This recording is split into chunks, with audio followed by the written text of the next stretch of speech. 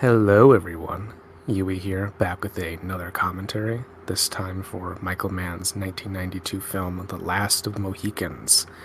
This is the latest director's cut, so if you have that, that's the version that you can watch along with. Otherwise, you can just listen to this as a regular commentary.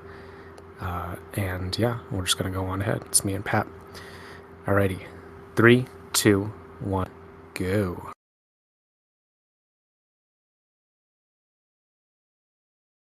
Oh, 20th Century Fox. We'll never see you again. Yeah, love the Except in these classic old logo. Blu-rays.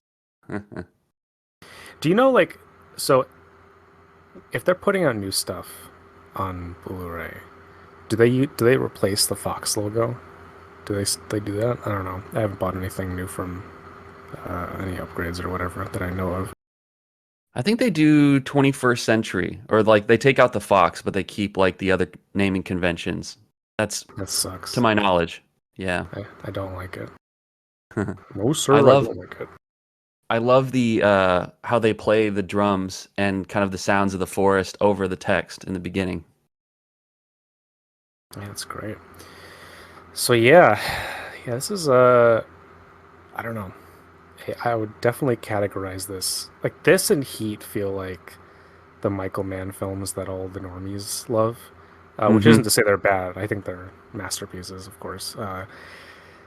Yeah, this is my first Michael Mann film. I saw this in fucking high school. My history teacher was like, "Check this shit out," and it just blew my mind. I said, "Whoa, cinema, music, Madeline Stowe, Dana Day-Lewis." It's fantastic, but like definitely like it's just a small slice of like the Michael Mann picture. Like I didn't fully get it just watching this. And I think was probably my first exposure to him as well. Through my parents. They Yeah, absolutely it's loved it. atypical of him. In a way, I almost wish he had done more stuff like this, but he works so rarely that I suppose we should be grateful that we have this at all. Yeah, well, I mean there's like the origin story is that as a kid he watched the earlier version of Last of the Mohicans, and then he read the book and he was very disappointed because he felt like there was some kind of outdated conceptions of what Native Americans were and what the history was and stuff. So Oh, this was totally. I always mean, like, what like yeah, it's one of like the first pieces of American literature at all, right? Before even, you know, like anything else. Like this is I don't know what you would qualify it as. I guess it was it's considered sort of like what was it? It was in like the late 18th century. And I don't know, like I don't even know what this kind of story would be categorized back then, or if it was serialized in yeah, newspapers or whatever. I'm almost imagining it's sort of a Count of Monte Cristo type thing, or people would just keep up with the story via, whatever paper they would, buy. And yeah, I don't know. I need to research more about literature from that era. But this whole opening bit with them hunting through the forest, I mean, this is just magnificent. This yeah, stuff. this is incredible. Yeah, it I just like it's so dark. Like the way this is lit. Dante Spinati, my guy. I mean, I don't know what the fuck he did, but I mean, he just totally immerses you in this almost like raw primordial environment where there's just these fucking huge trees everywhere. You just got these guys running like they own the place. I mean, yeah, I the mean the speed at which they move through the environment is so impressive to me.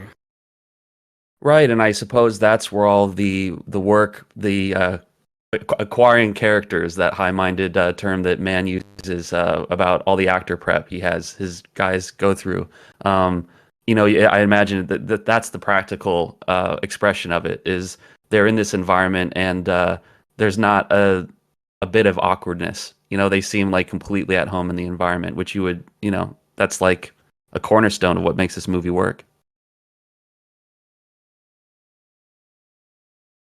But yeah, Dante Spinati shooting this, shooting Manhunter, I believe, shooting Heat, and Yeah, then The he Insider shot later. Yeah. he shot most of Man's stuff up until did he shoot Ali? I forget, but yeah, definitely up until No, that Insider, and was then he yeah. comes back for Public Enemies.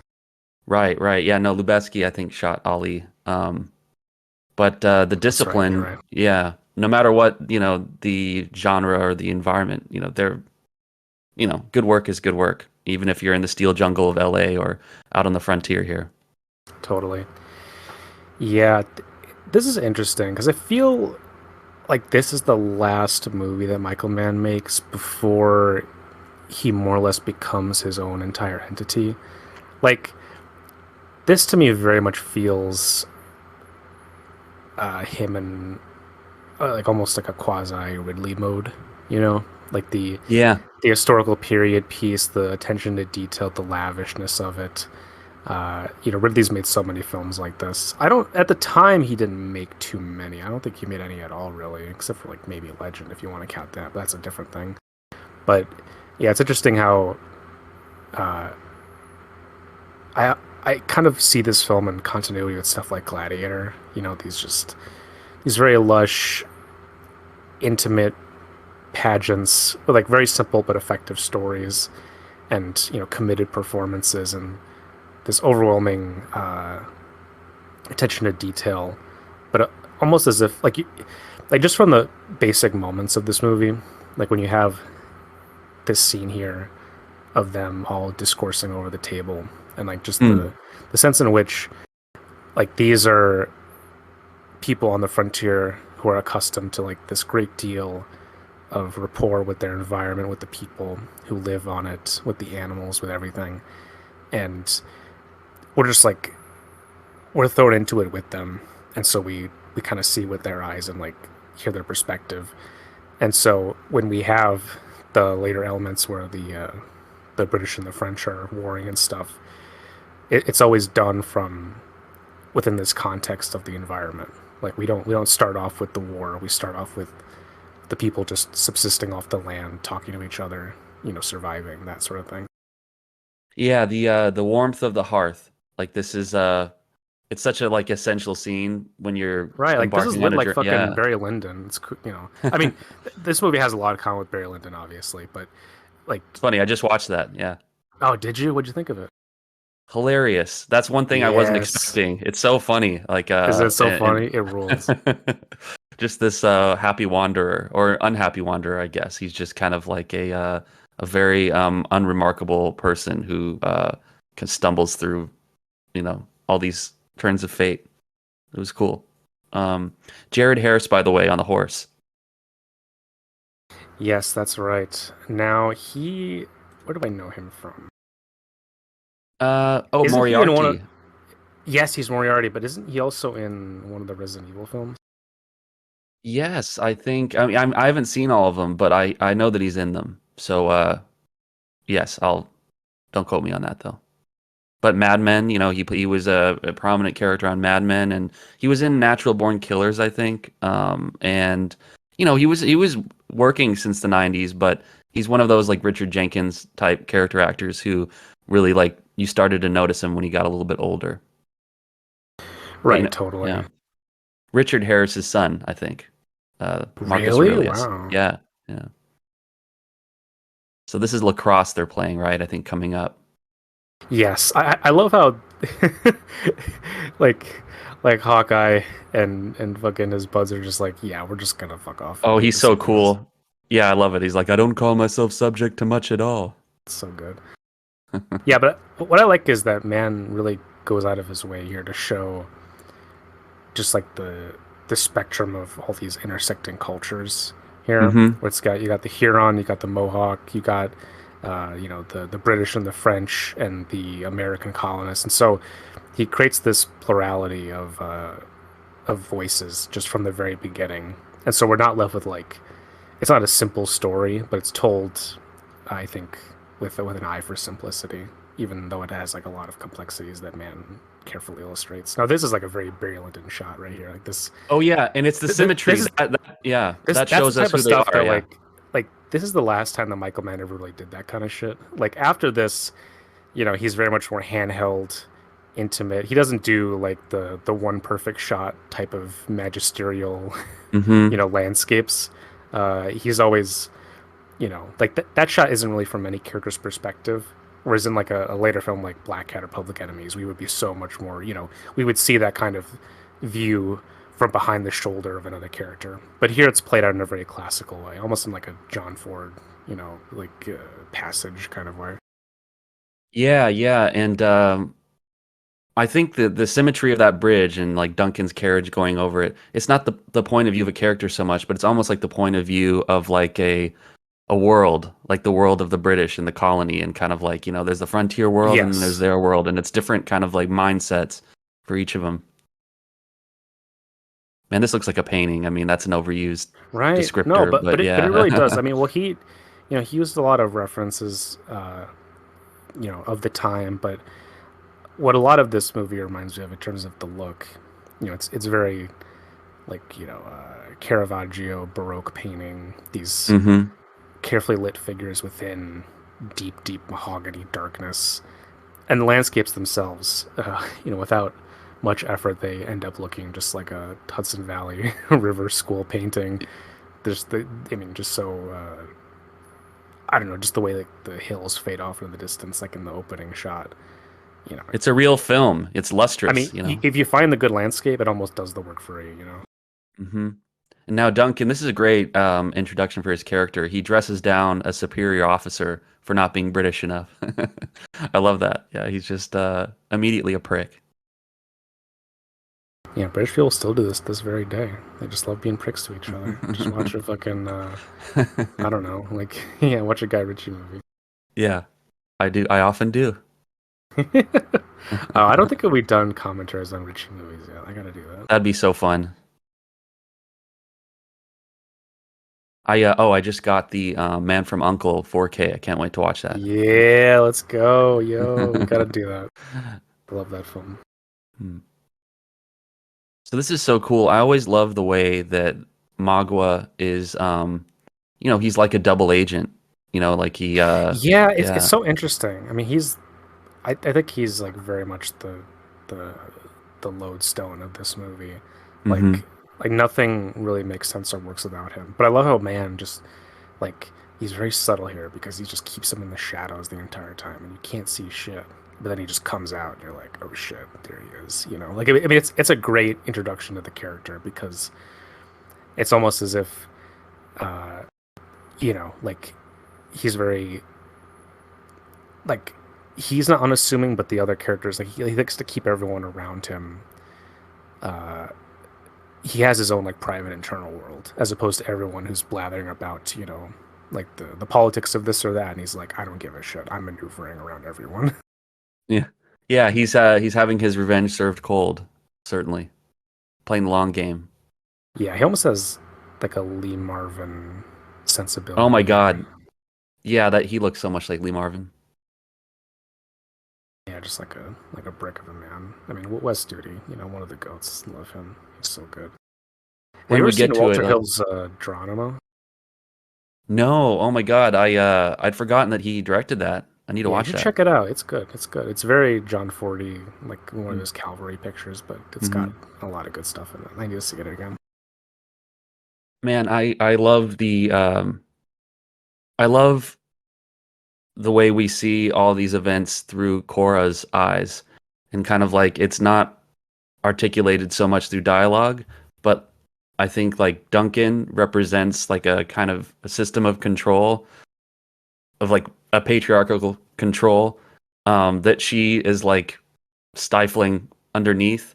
It's not just that she's not attracted to this guy, and doesn't particularly have the hots for him, but it's just like all that he represents that's just kind of like boring and not very engaging for her in the way that like, Well, Hawkeye and he's this, an yeah, like, obligatory person in this social relation, right? And this reminds me a lot of Jane Austen. This idea of who you're expected to be with versus who you're actually interested in. These affairs of the heart. I mean, I think it's great how Michael Mann he still has a lot of these literary elements, very classical, but then he melds them with his just extremely intense fucking like go for broke music video inflected style. And it's an interesting clash because you think those things would they wouldn't work together very well, but I think they do. I mean, just in yeah. terms of this being like an accessible movie, I think I think it's quite successful. When I think of Last of the Mohicans, I always one of like the top thoughts I always have is like I love how much dignity or compassion that he even invests Duncan with by the time we roll around to the end. Yeah, no, totally. Because like I think it would be easy to make him into just a prick, and to make him, just like, okay, we can't wait for this guy to get his or whatever, right? That would be the easy thing to do, the hacky stuff. What I like is that man, for Michael Mann, he has his characters who embody a sort of like general evil, but he never, like, for most, for a character like Duncan, it's not a matter of, oh, he's just, he could be reduced to this sort of type, right? He's very much like, okay, he's a part of an establishment, but he's also a guy with his own agency. No, I love this shot of them just steadily walking into the immensity of the forest. So, yeah, I mean the way they're dwarfed by their surroundings. It's a good little I suppose it's like a hint of where we're going. They're outmatched out here. Totally. There's a lot of shots like that at the beginning of the Keep as well, when you got the German Mm. army slowly marching through this rainy Oh, that's a great fucking sequence. forest. Yeah. There's a little flash. I love there's like a mountain lion I think out here. Just a little snippet of it. Really? Oh, But I don't remember that. yeah, so I'm not as familiar with the nuanced differences between the director's definitive cut or whatever this is called. Oh, this is called the definitive cut and uh and then the theatrical. But there's definitely some stuff.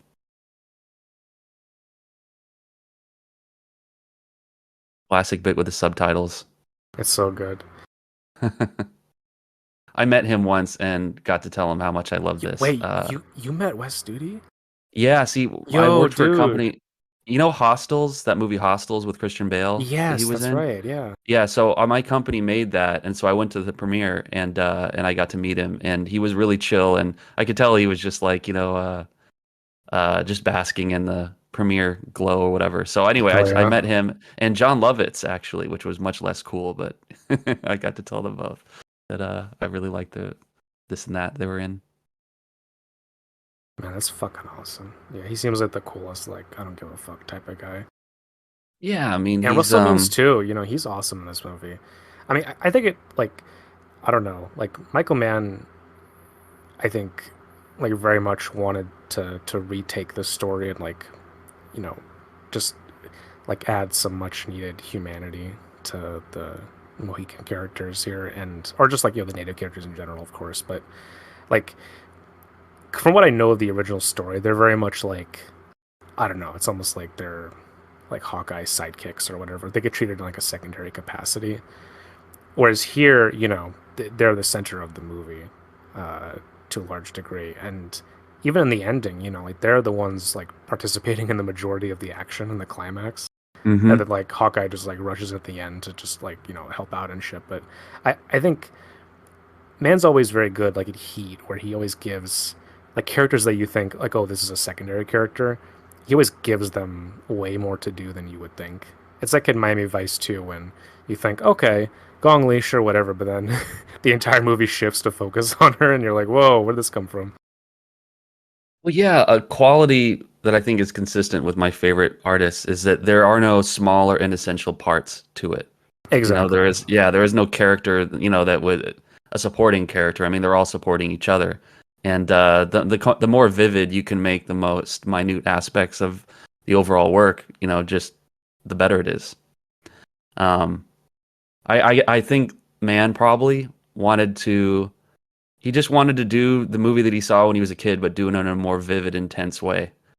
And just crank it up as far as he could go. And that's what like Right, all the just like it's obsessive, like he yeah. saw the possibility of what could be in that story, and hmm he said, okay, let me actually make the version that I had in my head that I saw as a kid.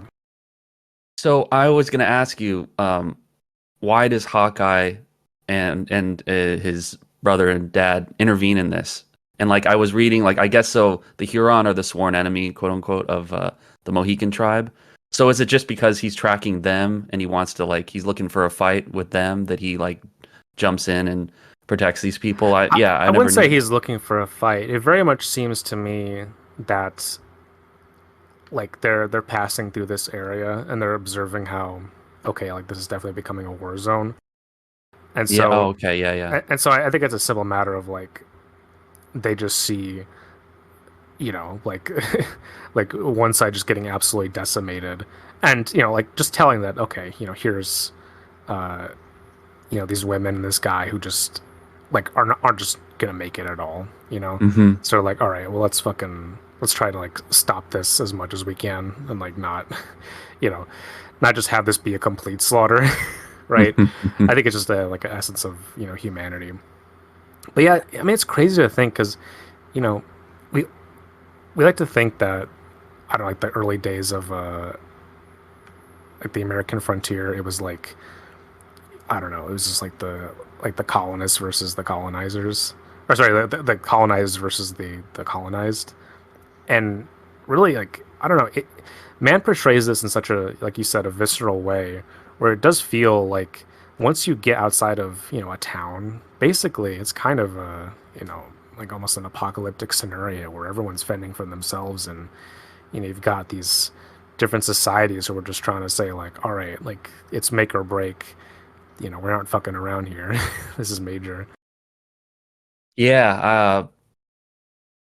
Man, I don't think has ever portrayed somebody who's not a crack shot at something. And no, yeah, all his characters are like experts who can shoot things from a bajillion miles away. I mean, the fucking yeah, his big ass fucking war club, Yeah, the that shit, triangle axe. that Yeah. shit. Oh my god, I mean, it's just genius. Yeah, have you ever probably not, but do you know the Assassin's Creed games? No, but I feel like every time I watch a really badass movie, like a period piece, somebody will tell me Yeah. there's an Assassin's Creed made of it. Yeah. Unfortunately, that's true. Yeah, the third one, which is set during the American Revolutionary period, around there. Oh, cool. Uh, Okay. Is it kind of like yeah. this? Oh yeah, it's very much like the main character. Like you play a Native American main character, and he, like you're able to like get like the club that he Mm. has. You're able to like use it as a weapon, and it's very effective. And like so much of the way that you move through the environment in that game is the exact way that they do in this movie, where they're just like kind of hopping around with a light step, and captures that sense of momentum and free flow that like this family has, where they're just like they could just run through the forest like it's nothing. I mean, it helps that that sequence is at the top of this film, but yeah, like the three running through the forest and like jumping over chasms and stuff. Like that's what I always associate with this, like in my, spiritual Totally, yeah, it memory. captures the Yeah. imagination. What I like about this too is that like Michael Mann's character is always so practical. Like the women, like as soon as like They there's like get a it. moment of Yeah. safety, they're just like, yeah, I'm getting a gun. So, you know, I'm just taking this. I don't give a shit about, oh, it's a dead body. Like, you fuck you. I will literally die if I don't. I kind of buy it though. Like I love how Cora is just like instinctively, she just kind of like goes with the rolls with the punches. And then Yeah. that's the difference with her sister. But okay, so here's I think what I would say is a slight shortcoming of the movie is I guess Uncas and Cora's sister are like in love with each other, Right. but like, I don't know if they ever really portray that. It's clearly supposed to be part of it, especially when we get around to like the climactic, that big sequence when they're climbing up Right. the Well, see, promontory. but Yeah. this is the thing I think with Man. It's like Neil and Edie in a way. Like all his romances, there's not a whole lot of courtship really. It's Oh that two yeah. people encounter each other and they instantly fall in love. And this is where like Man is very much like King Vidor, because Vidor in his movies talked about, someone said like, "Oh, your romances are so simplistic," and he was like, "No, no, no. Like that's what I believe in. I believe love is simple. Two people see each other and they fall in love." And like, you know, it's. I think now we think of I don't know, in the age of dating apps and everything, perhaps things can be, more labored in a certain way, or at least sort of conceived of as being such. But, for Man, I, I think there is something to it where it's like if someone saves your life, look, fucking stuff You're happens. in. God, Yeah. like, yeah, yeah. I mean, there is something to that because it happens with Korra and Hawkeye here. So, like, it doesn't, it doesn't strike me as being. quote unquote unrealistic or whatever. But I could definitely see your thing where it's like, oh, could we have like one more scene of that? I kind of agree with you there. I It almost feels like there is something that was cut. I haven't seen any of the deleted scenes, so I'm not too sure. But yeah, maybe. But yeah, no, I definitely get what you're talking about. Well, it's a compliment to Jodie May that she gets this incredible close up near the end with Wes Studi before she jumps, and she conveys so much in that little moment. And there's just simply not room for her in the story to really to generate much of a presence. But I love this about films that so much can be carried in just a little fragment. You know, you don't Totally. necessarily See, need more, but yeah. right. See, the way that man like moves his camera over that fence, like this whole movie, it's so much more classical and patient than what he would really delve into in his later movies. Like compare the way this is Yeah. sequenced and the just the pace of it to something like The Insider. I mean, The Insider is way more frenetic. I mean, he must have shot miles of footage for that fucking thing. Oh Uh, yeah. And Public Whereas Enemies this, as well. whereas Yeah. this, it's like he has these elegant crane shots and pans and push-ins, like stuff that he never really does. I Hmm. feel like past this movie, it gives it a unique, special feeling. It's almost like he wanted to make this one movie in like kind of an old school way. Like not, obviously still having all his stuff in it, but look at this, like this simple fucking like shot where it's just tracking the devastation. He doesn't really do stuff like this in Black Cat. It just doesn't really happen.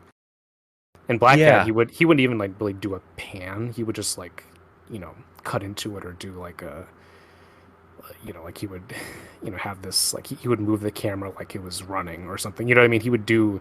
There'd be a sense more of subjectivity. Here, it almost feels more like like a Delmer Daves movie or a John Ford movie. It has this sense of contemplativeness, and then of course in the ending climax, it like ramps up into this music video type scene. But here, I mean, look at how much he holds on these shots. He's not too Yeah. fussed about it. It's very beautiful. Hmm. Now the kind of somberness of these are the people that I think we met in the opening hearth Exactly. sequence, Yep. and then they're not going to talk about it, right? Leaving their guests to wonder. And yeah, he won't spell it out for her. Yeah, Like because there's this not sense of like gonna. you don't need to know. Like this is our Hmm. own kind of like private suffering. Hmm.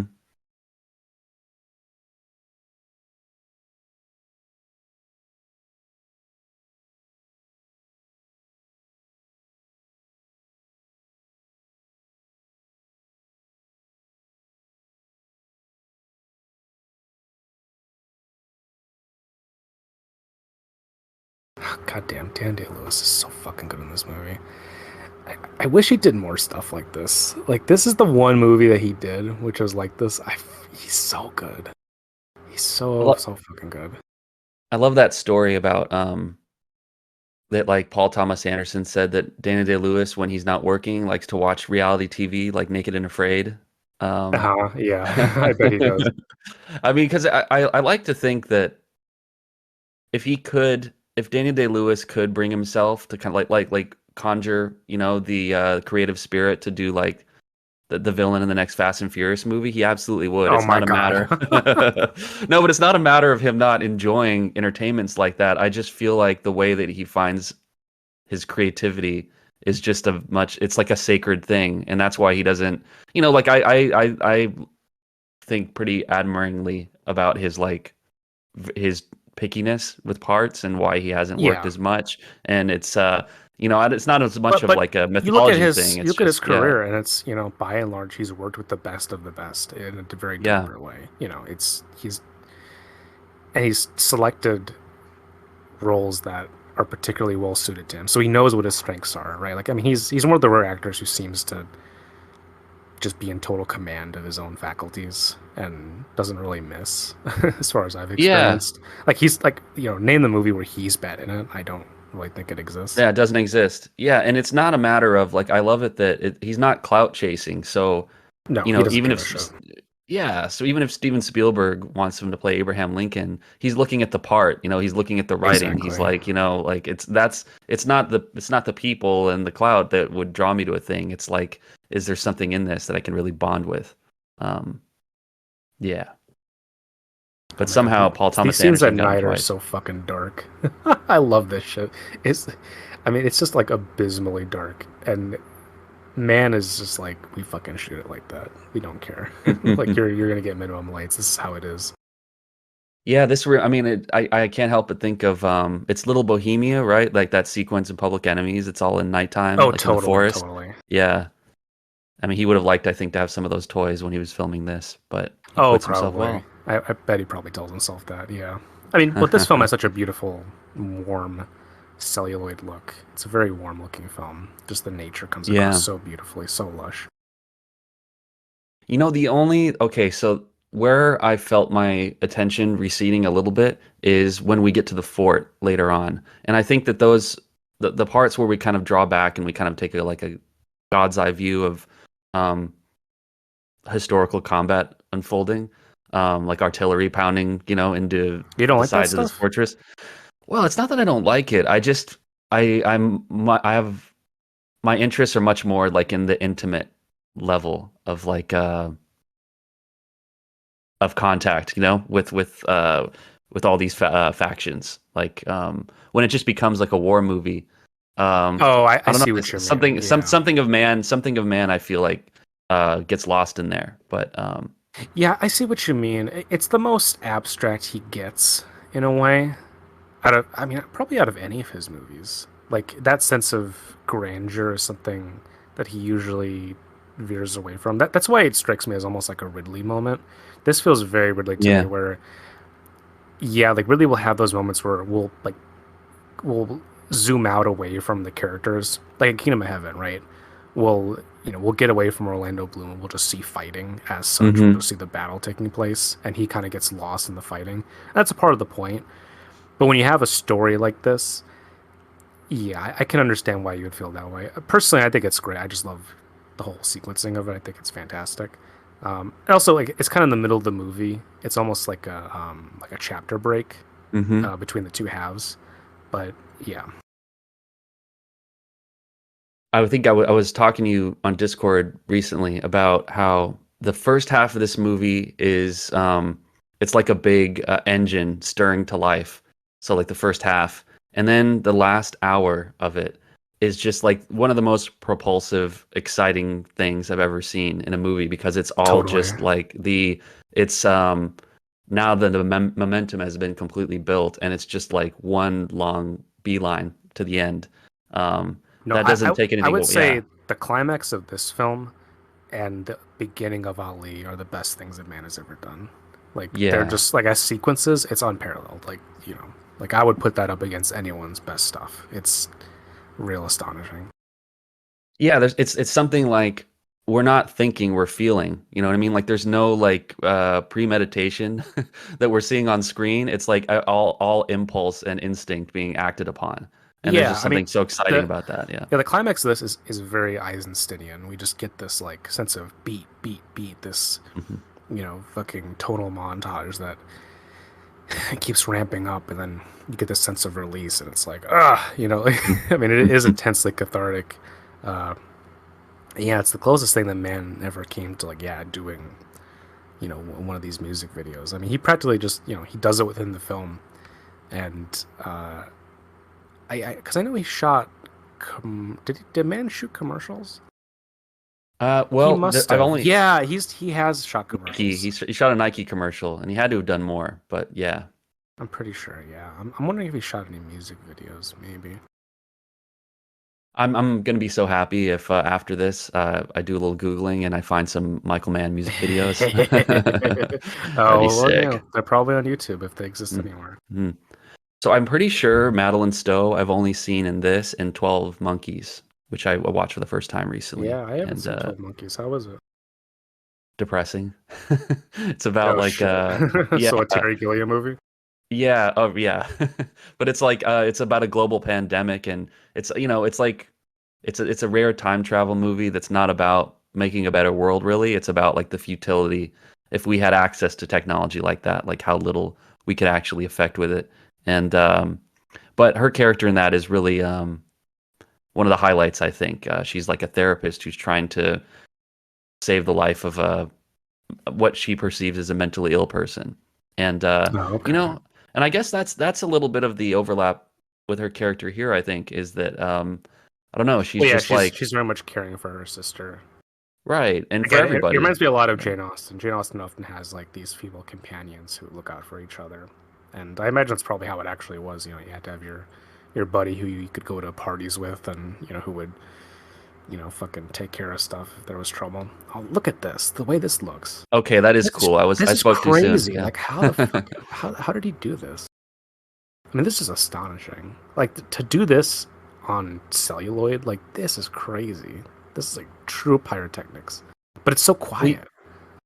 yeah, well, you were talking about Ridley earlier, and like Gladiator is one of those like first cinematic experiences that really kind of like jolted my brain. And I think like, and obviously like the first sequence of Gladiator is when he destroys that forest in Germania. Totally, And that's a good comparison between that and this. There's like yeah, almost like a procession march, but yeah, you could tell this is man being like, "Yo, Kubrick, shout out."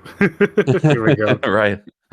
God, I mean the amount of power it takes to do these tracking shots where you're just like, Oh, but the thing is, that's what you want, though. Like yeah. that's why he's shooting this in a classically restrained way, is because you spend the money for all this stuff. You want to show it. Like you don't want to just do like a bunch of bullshit. You got to get the Hmm. big, glorious wide shots, because otherwise, what's the point? It always pisses me Yeah. off when people spend the money on this kind of stuff, but then they shoot it like from the hip, and I'm like, no, fucking, this is when you bust out the camera rig, motherfucker. Just give me the big crane shot.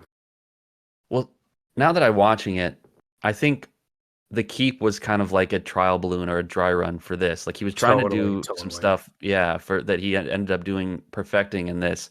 In the keep, I think the keep is impressive in some respects, but it didn't gel together, in the way that he'd I intended. I don't wish think. someone would ask him more about the keep because no one ever brings it up in interviews. I wish someone would seriously knuckle him down and be like, "Yo, so what was up with the keep? Why'd you do this?" Like, it'd be very interesting. Well, what's nice is I'm loving how because there's been such a like effusive like online appreciation for Michael Mann this last 10 years. Certainly. I mean he's always been like, one of the best, but like especially like in all these like revival screenings of like different things and like and I think Mike Mann's aware of it like, with that Michael Mann's archives Right. thing that he just rolled out, but and I did see one Q&A with him for Collateral. But maybe I don't know, he's always been pretty like uh crotchety, persnickety, whatever the term you want to use, and like talking about his Yeah. own work. But I think he Yeah. might be kind of loosening up a little bit. I Yeah. don't know. I think so. I think he's always been very reticent. But I think now he's kind of realizing like this is my legacy. Like kind of being a bit less scrumpy. Yeah, one of these days he'll have a few mojitos and he'll loosen up and he'll talk about the keep. Yeah, can you imagine? Man, here's a mojito.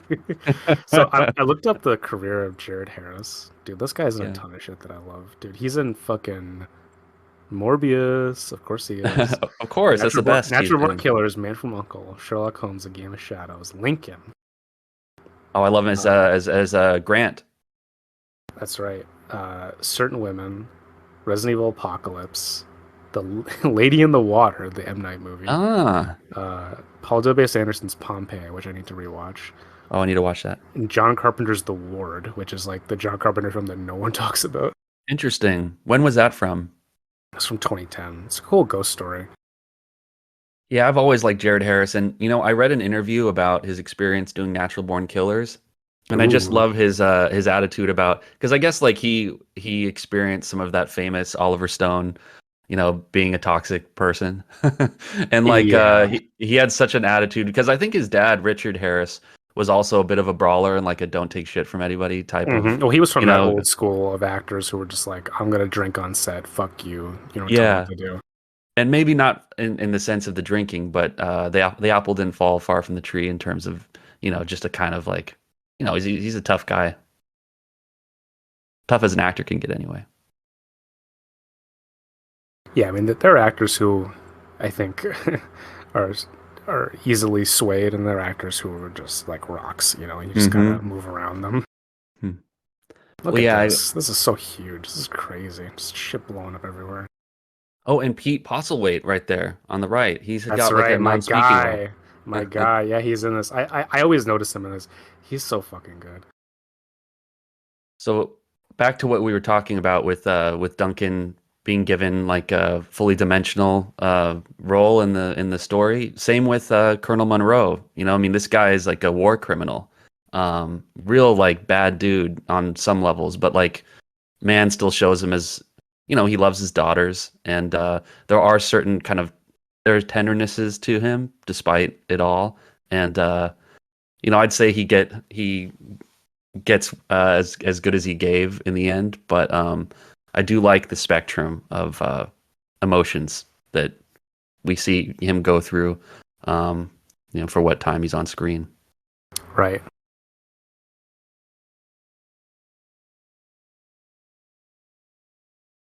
Papa,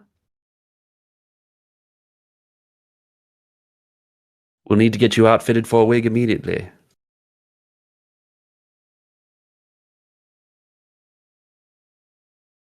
All right, more of that golden amber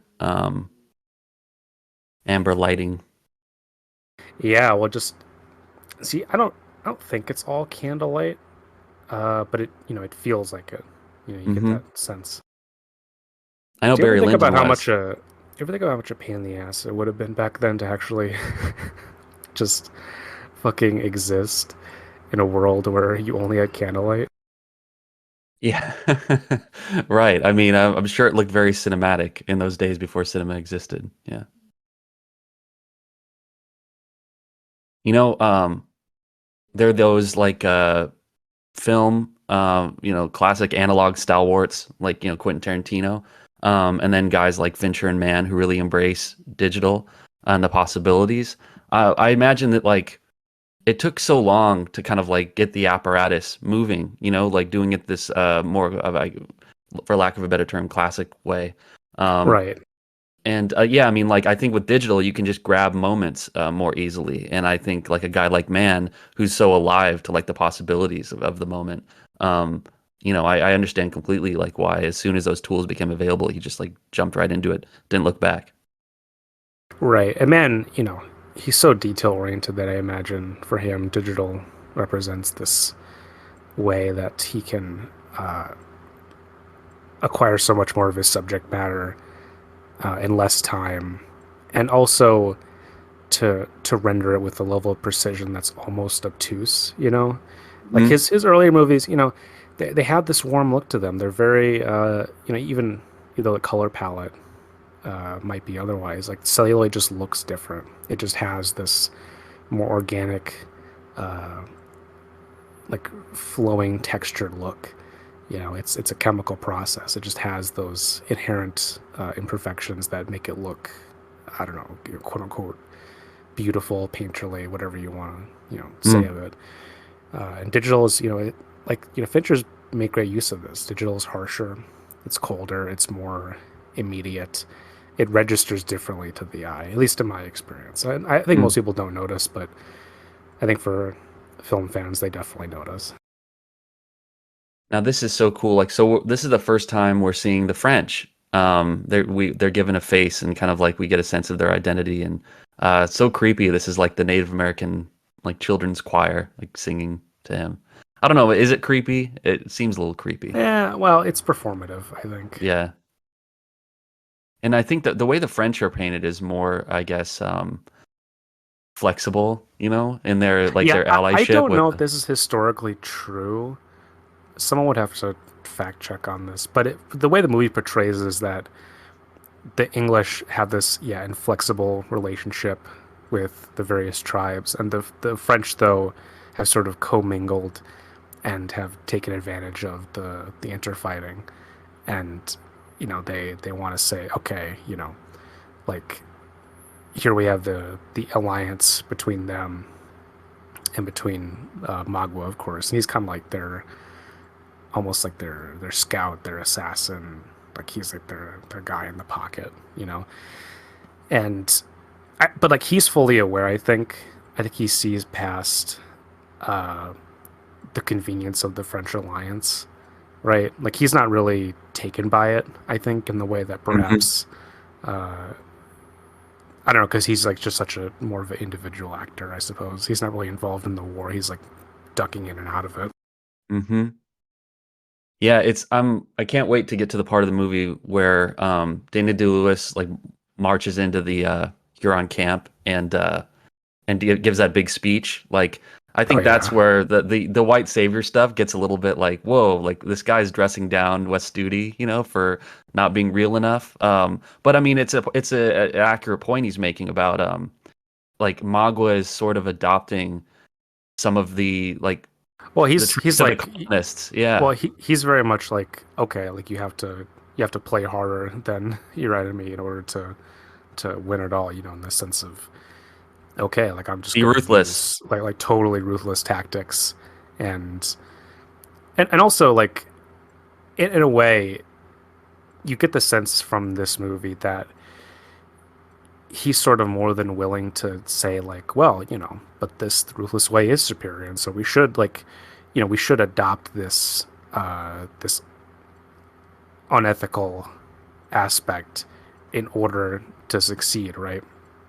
And I think Hawkeye's very much contesting that and saying like, okay, like he's it's almost like he's internalized like the colonist mindset in his effort to survive it. Um, Yeah, and whether or not that's like, I don't know, is acceptable. I suppose I think it's pretty legible in the movie itself, and the movie makes.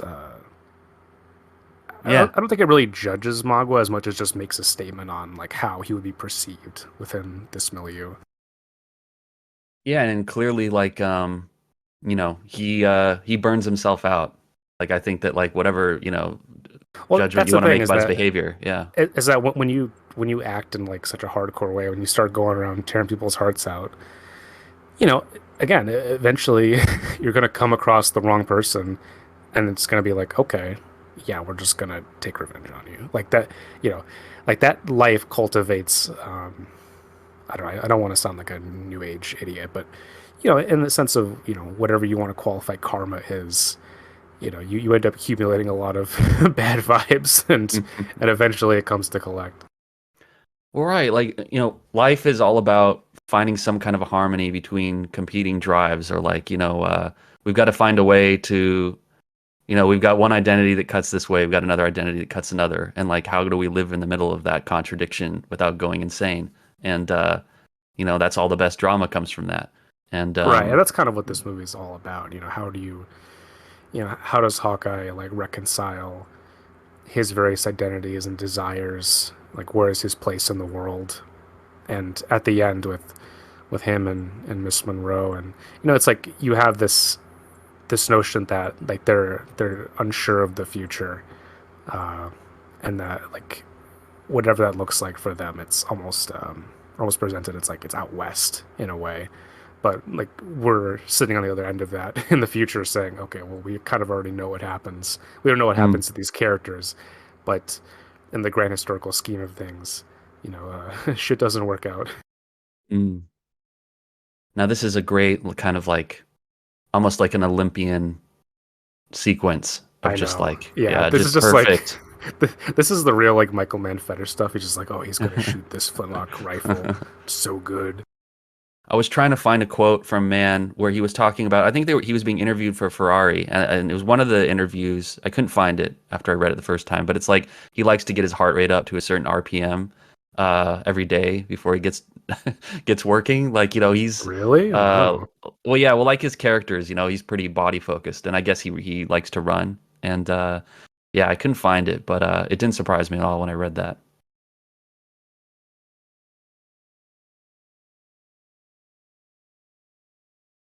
Beautiful. I just love the composition. Just Right? This yeah, is like you great. But said, yeah, but you see yeah. what I mean? Like he would never do stuff like this after this. Like these big collectives of people, like blocked in a fairly mathematical way. Like Hmm. he would avoid so much of this. Like this does not really exist in his other movies. So I thought it was kind of profound that Cora hadn't really made up her mind about Duncan until this moment. Like even, with as much as she's, kind of was never really feeling him. It was truly like this betrayal, I think, that kind of like that was the straw that broke the camel's back as far as like which faction will I be siding with, and what Yeah, is she's what's the trying to future of this maneuver as guy? well. Yeah, Yeah. yeah. Because truly, I mean, God, what a dick. I mean, lying about this.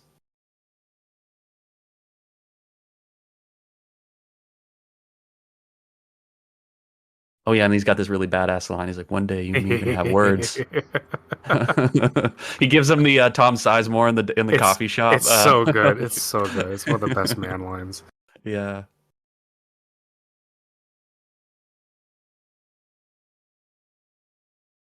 Yeah, but here you definitely get the sense that man's trying to point forward to the American Revolution and the causes, the material conditions that led towards something like that. Where you do have this discrepancy between people who have, lived on the frontier versus, the British Army who was just coming here to fight a war, and they have Hmm. different priorities. Like the militias are like, this is my home, and so like I'm not gonna like venture miles and miles and miles to fucking to fight these guys like when there's literally no one at my house to defend anything that I've built, including like my fucking like their basic source of income, survival, family, like all that stuff.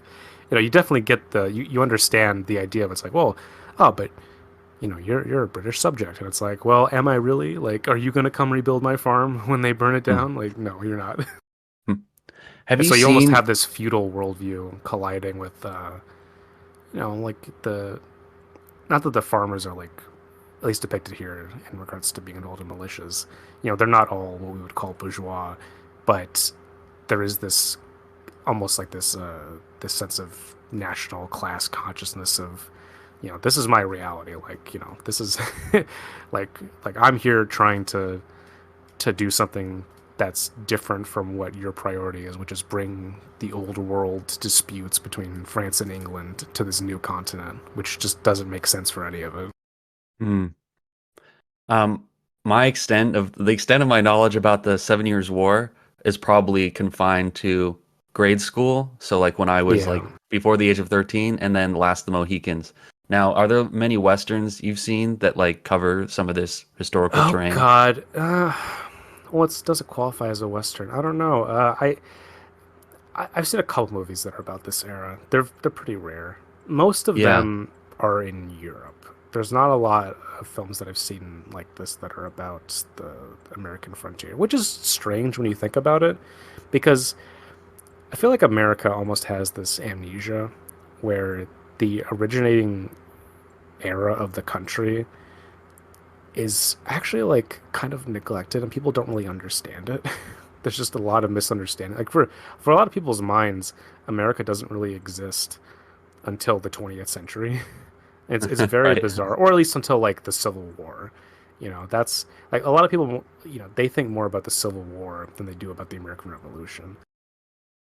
Yeah, I mean, I certainly I don't I feel so dumb. Like my entire interfacing with our history is mostly through movies. And then Yeah, don't worry, you're in good company here. I yeah, mean, yeah. I've researched it. I've read some biographies and stuff about this era, so like I know a little bit more than the average person, I guess. But I mean, the 7 Years' War, yeah, it was them trying to treat the American continent like it was Europe, and wage wars over these trade routes, and who is just going to grab the land. And like they didn't, I think it's easy for us to forget, but back then they didn't know how much land existed here. Like because the West just wasn't explored, by the colonists. And so there was this idea of like, well, the it just goes on for a really long time, and we don't know, how far that is actually. Hmm. And so like that sense of nebulousness, I think, led itself easily to the idea of, it's like, okay, you're forming state after state after state, and eventually you're just going to be like, all right, we can't have two colonial powers occupying this place. There has to be one or the other. It has to be France or England. Mm. And eventually, even Napoleon realizes that, which is why he sells, Louisiana and all the accompanying territories that the French owned. He's like, all right, America, fucking take it. We don't want this shit. Like, it was a lot of stuff. And so, when at the end of this movie, when they sort of indicate that they're, like they're staring into the Western frontier, it really was this sense in which it was a big unknown and no one really understood what the resources were. But because of that, I think there was this great sense of like this is it's either like this is a worthless endeavor or it's like a very worthwhile endeavor. And I think for like the far-sighted people, they very much saw it in that other way where it's like, okay, like you don't know how much gold is in those hills, and like, Mm. I mean, think about the idea of like the Midwest being the breadbasket of this country, right? Like that didn't even exist at this point. Like they were still fucking farming tobacco in Virginia. I have to apologize. I think we missed the one of the most romantic moments in the Michael Mann filmography when Oh, she totally. asked him, "What are you looking at, sir?" It's like, "I'm looking at you, miss." But see, that's the Vidor thing, right? Like for him, it's just these two people just look at each other and they're in love, and there's no rhetorical qualifications around it, really. It's just like Sonny and Yeah. Isabella. Like you think like, okay, these are two people, then Oh suddenly it's yeah, like, they don't okay, need it. now Yeah. and now they're having mojitos and dancing. Yeah. Man is so, especially obviously in his like urban set films, so focused on like process and technology and the way that like human bodies are encased in all this steel and glass. But like there is such a kind of like elemental passion to like the way that he has his characters come together in romance, and I just Yeah, like, yeah, I totally. mean, It's a boundary breaking thing. It transcends these yeah. dichotomies. I love it. Yeah, I mean, I just love there's that shot we just saw of Daniel Day-Lewis, and he's got his rifle, and he's just like walking through the, through the fort looking for her, and he's just got this like rapt kind of like intensity in his eyes, of like gonna find her face among everybody else gathered there, and yeah, it's funny. Hawkeye's hair, his long hair in her hand, kind of like digging into like Yeah, the back of his hair. It reminds me of Sonny's mullet.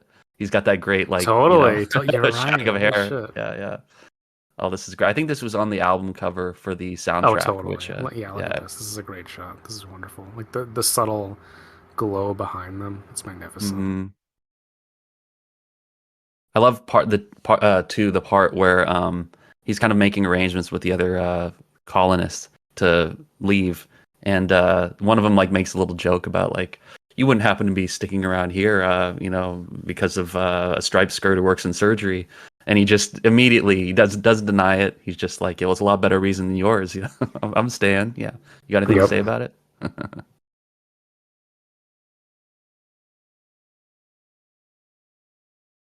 Yeah, Russell Means is like I don't think he's ever looked tougher in a movie. He's Oh just no, a you don't want to chunk fuck of around with wood. him here. Yeah, Yeah.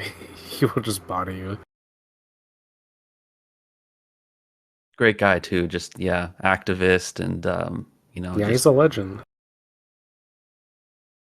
that slow motion shot where he's just screaming when he sees Uncas get his throat Oh, cut he was is also a incredible. natural born killer. I totally fucking forgot. Jesus. Oh, like the spirit circle kind of the Yeah, that whole yeah. shit. Which can I tell you? I love natural born killers. That scene is bonkers. I don't know if Yeah. it's aged well. It's very much like a college film, kind of like, "Oh, I'm so high, bro." Yeah, yeah. It very much feels like we had this idea, and like I'm like Oliver, maybe cut this out of the movie. Yeah. Watch, there's like a call sheet for that day and it's just like peyote, you know what I mean? Will be Right. distributed Wait, and but everybody he's like projecting fucking like commercials on the inside of the teepee or whatever. It's Yeah. crazy. Like I would love to do like a, they do those YouTube React videos of just like, Quentin Tarantino watching it. Because, he legendarily just hated that movie just from in his view, it went so far away from what his intention with the script was. It's like whatever. But Well, but yeah. if he fucking see my thing with that is like, okay, well then you should have directed it then. Don't sell it. Yeah, yeah, Like absolutely. if it meant that much to you, fucking if it was your the best thing you ever wrote or whatever, then you should have directed it. Yeah, I mean, I'm of two minds about him because on the one hand, his ego is very can be very abrasive and annoying. But then also like you just love to see an artist who loves his own work so much and is unabashedly kind of enthusiastic about it and sticks Well, up for it. And that's the thing is that you can't really accuse him of like not caring, I suppose. Yeah. some of the most annoying and unhinged reacts you've gotten on Twitter I've seen have been from like people who are like, Oh, you from the don't like dire Tarantino Tarantino enough. people. Yeah. Yeah. So I try not to talk about him around you, The but weird yeah. thing is, I like almost all of his movies. So like, Yeah, I this is know the you weird do. thing is that Yeah. people think they can talk about you because you have like one take, and I'm like, no, you don't get to talk about me like, oh, you don't like him. It's like, no, I fucking love Death Proof. I love Kill Bill. Mm. Like, shut the fuck up. Like, I, Yeah, you just he's have a a nuanced take. Yeah, yeah. I you mean, have a and like, complicated. and to be honest, like Tarantino was a shithead Zionist. So like for people who are like really dead set on defending him, look, I'm pretty sure your energies could be spent elsewhere. Like, yeah, he makes good Yeah. movies, but come on now. Like, come on. Yeah, let's not get carried away. Yeah. That's what I feel about Spielberg as well. I'm like, God bless him, fucking, he's a genius, but also, some bad politics. Yeah, it's so sad. He Yeah. is the definition of establishment centrist liberalism. But the thing is, though, most people like act like you're an asshole if you bring that shit up. Look, a lot of our great artists are pricks. I mean, Michael Mann, Michael Mann. I don't honestly, I don't really even know what his politics are, but as a person, there's a lot of stories about him being a jerk. Yeah. Well, you know what? I'm gonna go on a limb here and venture that man's politics are pretty good, actually. I mean, I don't Yeah, know. Like, I don't know. He yeah. seems like a left libertarian type of dude. Yeah, I mean, I don't know, just the way that he made the FBI look and the CIA and like Ali and Public Enemies and just the way I mean Jericho Mile, like I just saw Jericho Mile and like the dignity he gives those inmates, like I just feel like Right. you can't do a movie like that with that point of view without having a little bit of it in you, I think. Totally. Yeah. I would definitely place some like in like the left libertarian tradition. Like he's a lot of his work seems to have fallen to that. Dude, I love it just like they build the fort and he's like, we're gonna blow the fuck out of it too. I mean, it's such a like a little kid with his train set, like Well, this is what you so want much to do, fun. right? Yeah, This, yeah, this is more the than anything. best. Yeah. If you get to film something like this, that's kind of the peak, right? That's you get to have a good time. Yeah, I mean, as good as it gets, Although, really. although to be honest, though, watching a lot of this, I'm like, damn, professionals. Like I'd be so scared being around these explosions. The man scene that I watch it and I'm most like, God, what a joy it would have been to film that is the speedboat scene date with Isabella and Sonny in Miami Totally. Vice. Although, to be Like, honest, I so, imagine it was kind of sickening to film. Can you imagine being in like the back seat of the fucking speedboat while it's going a bajillion miles an hour? oh yeah, yeah. And I mean, obviously the sound recording would have been completely fucked, even though I'm sure they tried. They're like, we're going to be looping all that This is the thing later. about man is that Yeah. sometimes he inserts in like the audio on the day of, and doesn't sound good. Rarely, Yeah. record yourself like this. It's crazy. Yeah. Sounds like he used my Yeti to record it. Right, right. Wonderful scene, some formality between enemies. Yeah, I love this kind of shit. Being like, you're my enemy, but also I respect the hell out of you. And what a like just dirty move by I think Montcalm, I think that's the name of the French um colonel here. Like he's gonna like make this truce with Monroe, but then let Magua slip in there and massacre all of them on the back end. Right. You know what Hayward reminds me of? Do you know Hmm. Norrington from the Pirates of the Caribbean movies? Oh yeah, yeah, of course. Yeah, he reminds me of him as a character. Like this idea of this like guy who's a part of the imperial apparatus, but like he gets run around by it, and he kind of ends up realizing that he's being treated like shit, and eventually he kind of fucking wises up and tries to do the right thing. That type of character. It feels Hmm. very keyed in from what man does with that character in this. Um, yeah, I Hayward suppose or Monroe? it's a similar like time period, right? Yeah, yeah. It's a little bit of that, like maybe good man in the bad job. Well, Yeah, maybe I'm not going totally. to go so far. Well, I Maybe think it's not a like good I man, think but he's yeah. I think it's kind of like a neutral-ish guy who's, you know, like tries to do something better, or at least is like someone who follows the dictates of their love, even if it's like against their better interests. Yeah, I mean, I think just as a modern audience, like we never like to hear things like the needs of the crown. Everything, Yeah, including fuck women that. and children, are secondary to the needs of the crown. But it is what it Yeah, is. can I tell you? Okay, I would actually, because I'm friends with like a lot of Brits, and I know their answer to this because like a lot of them are just like Marxists or whatever. So, but like for the average British person, do they is there still this idea that like we have to give a shit about the fucking royal family? Like, because I'm just thinking, Okay, like, yeah. is that really? Or but it's just strikes me as so absurd.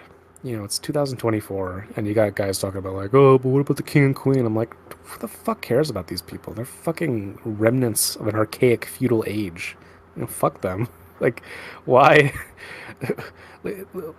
Unless you're like a hardcore idiotic reactionary who's like under the delusion that the monarchy will be restored to its former glory someday, why would you ever care? To me, it's just like, yeah, just ludicrous. Oh, my aunt loves the monarchy, and that's even more What? inexplicable. Oh She's an American. no. Yeah, she always shows us she Okay, loves. Yeah. the Americans who are obsessed with British royalty. To me, I'm like, you, like, what is wrong with you? Why would you do this to yourself?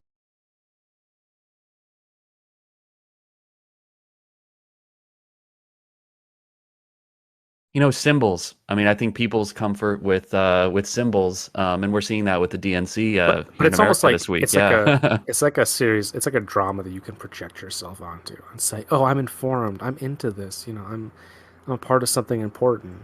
And the reality couldn't be further from the truth. Yeah, the same with the DNC too. Oh, Kamala's so relatable or whatever. Like give me a break with that shit, dude. These people, you know.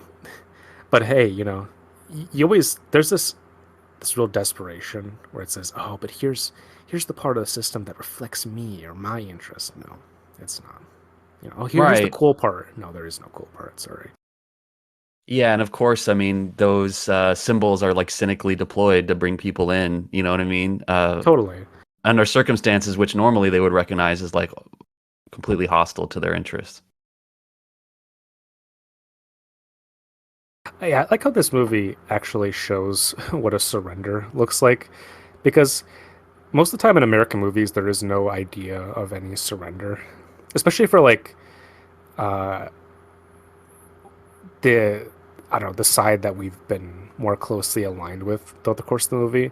Like the idea of having a movie that depicts a conflict like this and they're just being like, okay, and we surrender and it's peaceful and that's what the war is. Like Hmm.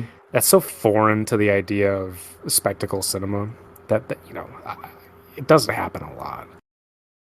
Yeah, and essential, for the movie to get where it's going, we're gonna have to get off the fort, and that's what you meant by the surrender, right? Kind of like the way that like the conflict isn't resolved, at least in this chapter, through some like spectacular show of force, but rather like some kind of Right. negotiated. There's this Yeah, yeah. idea that like it has to be a big fucking climax. Hmm. Yeah, I mean, so Magwa's origin story is just you No, know, it's brutal shit. awful. Ugh. Yeah.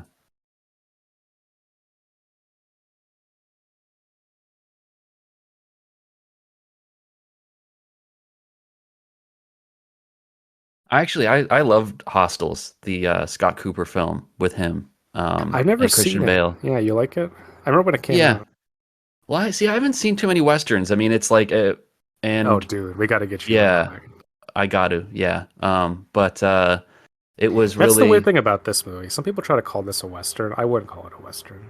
I mean, it's Western inflected, I think, but most American movies are to some degree or another. yeah. With as little as I know, I get what you mean by it. I love how he just calls gray hair's children his seed. Like, Right. can you imagine like you're talking to your Some friend is George like a Miller child, shit. Yeah. yeah, and just you just start referring to the children as like, oh yes, you and your seed, and it's like, they're right here. They have names. Well, yeah, And it's Magua doesn't give a everything. fuck. He's like, Yeah. no, Magua's strategy is I'm gonna soldier through. I'm gonna ruin all your shit. No one's ever gonna know you existed. I'm gonna erase you off the fucking map. Yeah, I mean, sounds like a plan, right? Well, God, and he does it too, which is well, he almost does it, but fucking, he gets to like half of it, which is pretty good as far as these things go. Yeah, it's so tragic. Chinchajguk, and his seed. I mean, technically, because Hawkeye's his son, his adopted son, but like Well, exactly. It's that. like I the mean, karma thing I talked about. Like yeah, no matter what, you have this violence, but it gets redirected into a broader way when because you just can't control the way that this inflects onto so many other people. And I think Magua kind of takes for granted that it's like, okay, I'm just gonna do whatever I want, and reality is gonna conform to my desires, right? And when you observe how these imperial forces act, you can't blame him. He wants to act with their sense of belligerence and privilege, and to get away with what they do as a matter of course, right? You can understand like the indignation of like all this shit has happened to me and it's just considered normal, but the minute that I try to like take revenge, suddenly there's this resistance to it. Understandably, you'd be pissed at the hypocrisy.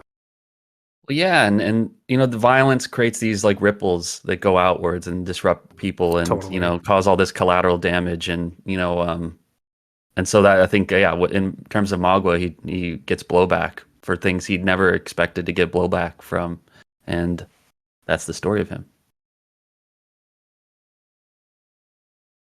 And when I see Daniel Day-Lewis in this movie, I'm like, got to grow my hair out, got to do Yeah, that. do it, man. Do it. Fucking, he looks great. I'm He's just, I don't know what you yeah, call his hair in this. I guess it's kind of a mullet, but not really. yeah, just great hair. Yeah, I mean, Yeah, it just looks just glorious, man. Yeah, see, now great we got Irishman. these more like these landscapey shots where everyone's dwarfed. I mean, it's just magnificent, Like if you just find a clearing of woods like this, I mean, it just you don't have to do much. The shot just achieves itself.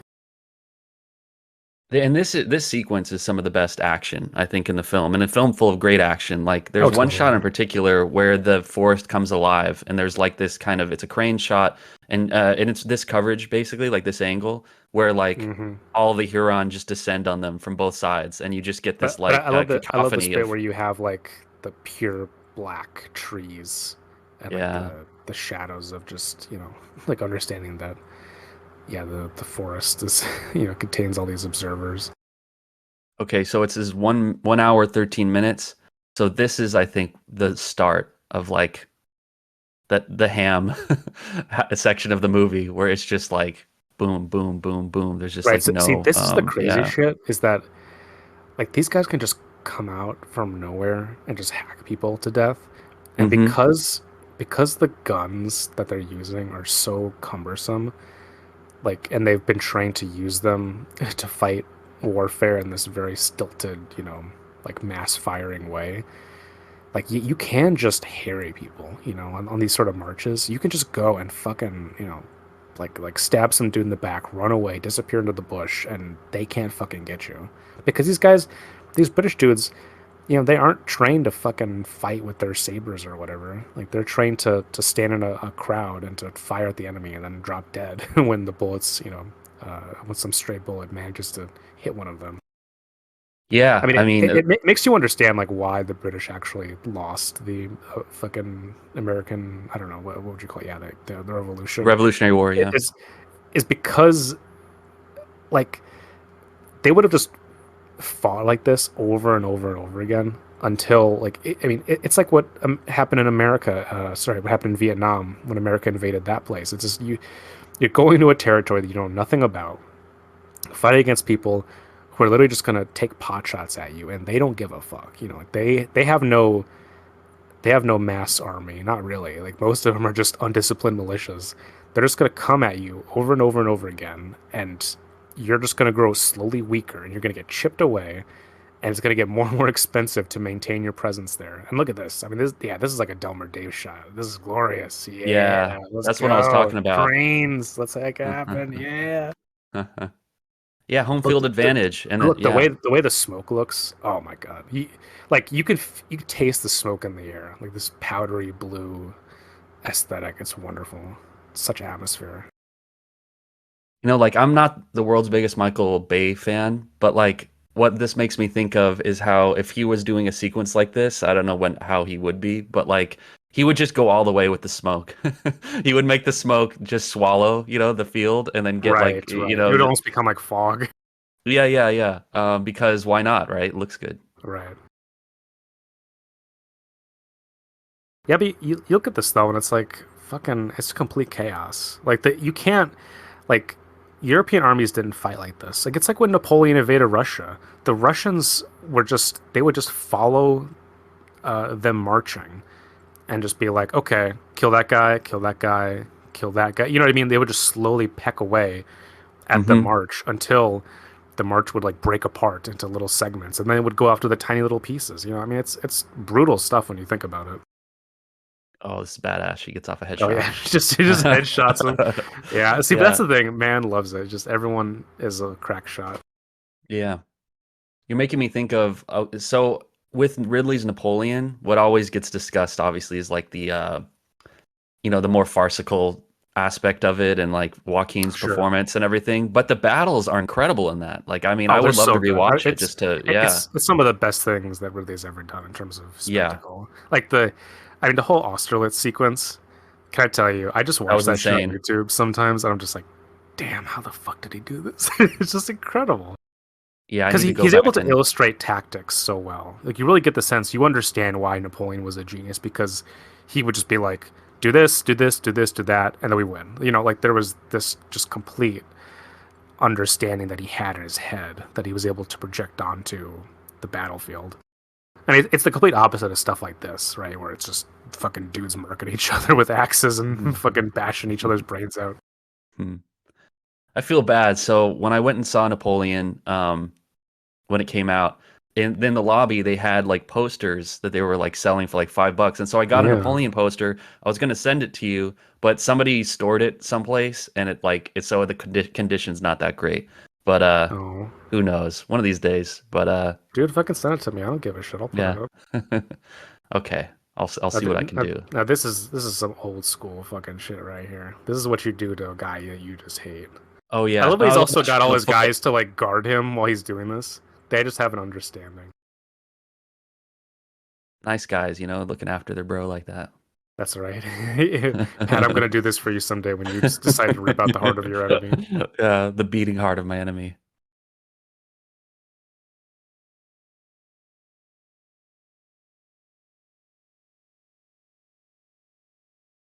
Oh, the way Daniel Day runs. Oh my God. Yeah, it's This is incredible. beautiful.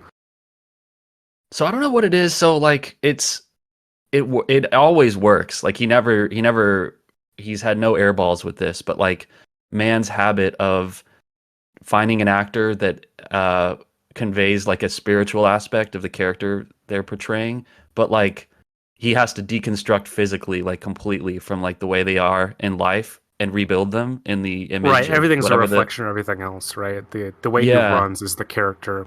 The way that he yeah. kind of stands, that's the character. It's all got to be that. I mean, that's kind of the great advantage when you have two maniacs. Like when we got Daniel Day Lewis, Right. who's a fucking lunatic and totally devoted to whatever he's doing, and then you got Man, who is just like again a Kubrick tier eye for detail. Very like stingy fucking. Like he's gonna get what he wants, right? Like there's when you have a combo, it's like when Man also worked with Tom Cruise. You just have these Oh two yeah. insane people who are just cooking together, and you're like, oh yeah, they're totally in sync. I I was mean, just thinking the other Man yeah. and Daniel Day Lewis, like he just let him go out into the fucking woods and like fucking make a cabin and like hunt his own fish and shit. You know, it's like what the fuck. But and man's over here being like, oh yes, we have to build the entire fort. I mean, they built it for real. It's crazy. Oh, did they? I didn't know about that. Yeah, no, that Wow. fort, they built the entire thing of it. They went into the woods and just chopped shit up and then made a fort. You know, my lazy ass, like when I heard about Daniel Day-Lewis like having to go out into the wilderness and like strip, like strip hides and like, Yeah, basically, kill his own what he was going to eat and everything. Like I unbidden, just the thought welled up inside me like, do we have to? Do you have to do all right. that? Well, that's the Like, first. Yeah, no, I totally sympathize with you. And honestly, it's almost like a von Stroheim level of pointless realism. But yeah. look, I think as a cumulative effect, when you watch the movie, whether or not You feel it. you consciously notice it, yeah, you feel it in some way. I do believe that. It's like when you watch again with Kubrick or Ridley, like you watch the movies and you're like, well, but it feels visceral, it feels real. And when I say real, I don't mean like, oh, it sticks by the facts or whatever. What I mean is it has a sense of reality, it has a sense of continuity with itself that feels tactile and legible and accessible, and like you're able to grasp it in an immediate way that you might not otherwise. Like there's not a whole lot of buy-in. Like the movie really goes out of its way to present this totally visceral and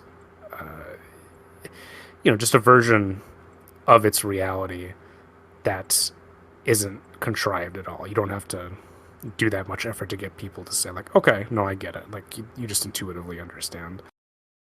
Yeah.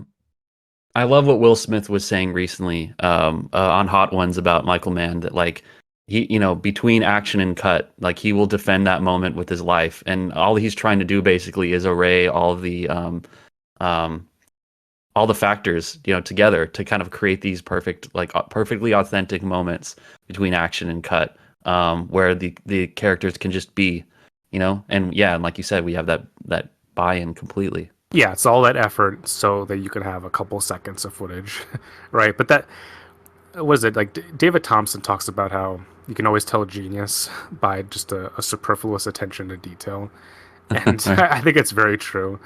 I think the great geniuses of cinema are often the people who just are like sticklers for every single fucking thing. Like James Cameron, he's a maniac, he's a lunatic, Yeah. but fucking, he knows what he's doing. What he wants, he achieves. There's no gap between him and his ambitions. He just does it because he can. He has that capacity. And these moments in movies that we rewatch over and over and over again, I mean, they're so special to us that like you can never argue, you can never make the argument, if you really love movies, that like anybody on the other side of the process would be taking things too seriously. Well, that's the weird thing too, is that you say like, yeah, do we want our artists to not be sticklers for detail? Do we not want Yeah. them to care? No, the more care, the better. Yeah, I mean, there's a reason why That, I Kevin remember Smith this. isn't, I remember this so much. Them under the waterfall. This is so like the way this Yeah. is. I mean, it's truly magical stuff. I feel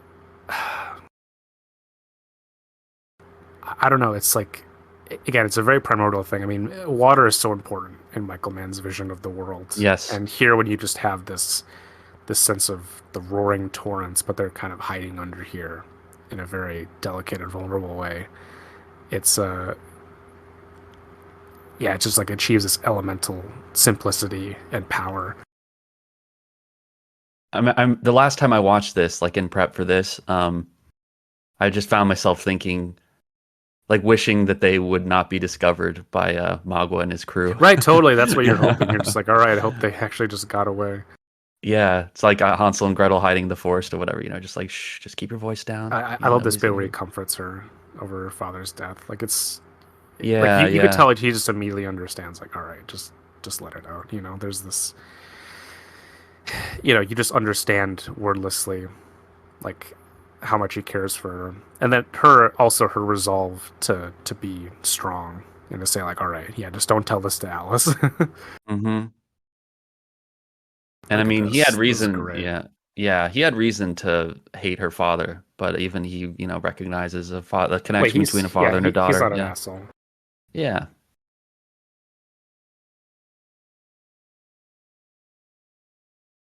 Okay, so this is what we get for Allison Uncas. Yeah, totally. Yeah, I don't quite understand. I feel like the impression is that she's like I don't want to say mentally ill, but there's something about her that's like it feels Maybe she she's doesn't. sickly, like she has some kind of like consumption or something. Maybe not I, consumption, but you know what I mean? Like she's a well, little fragile. I see what you mean, but that doesn't explain like why she acts the way she does there. It's like I don't know. She kind of just doesn't. She seems like a very naive character in some sense that she like would get to so close to a waterfall, and it's like no, that shit would just fucking Right. toss you down. Ooh, yeah. So this aspect of, I mean, so he actually has to abandon her in order to save her. Like Right, exactly. is I will find you. yeah, yeah, I just what a moment. And then she has to trust that he's not just gonna, because of course Duncan takes a little cheap shot, is like, you coward.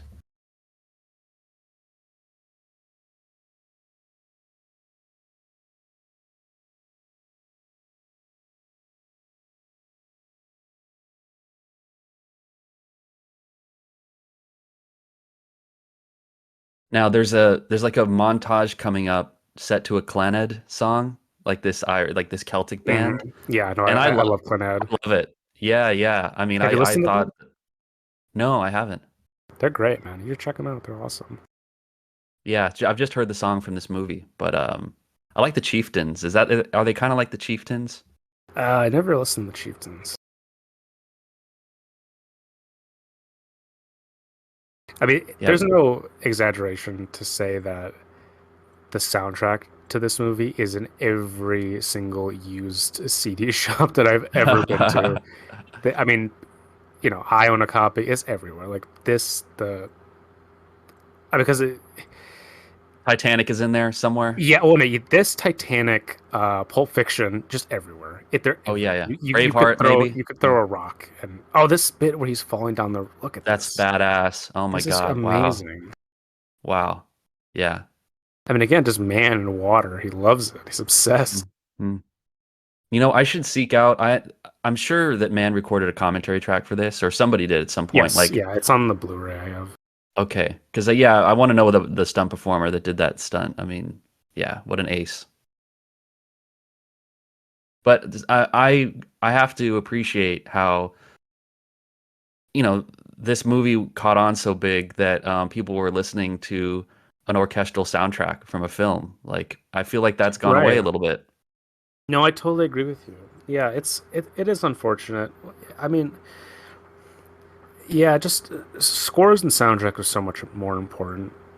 I think in the pre 2000s era. I don't know what it is, but like now, I mean, it's sad because now everything feels a tad bit generic when it comes to scores. There are still great composers, but It's more there's no. secondary. Yeah. Yeah, I mean, really, what we're talking about is like I think people still do like Hans Zimmer, but Hans Zimmer isn't like you know, th- he's not doing like gladiator tier Yeah, he's music checked out a little anymore. bit. Yeah, he's checked out. He lets other people do the work for him. Like there's yeah, I feel like he fucking gave up after doing the Pirates films and he just became like an industry. Like Hmm. once he like turned into the guy who did the Inception trailer music, the blah, I think it was over. I think it was done. Uh, yeah.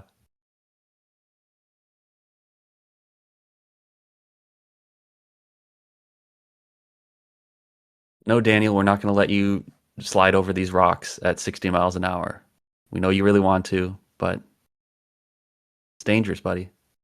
I'll stay alive. Yeah. You will find me. uh, he's like, have you seen the planks I've been doing lately? I'll be fine.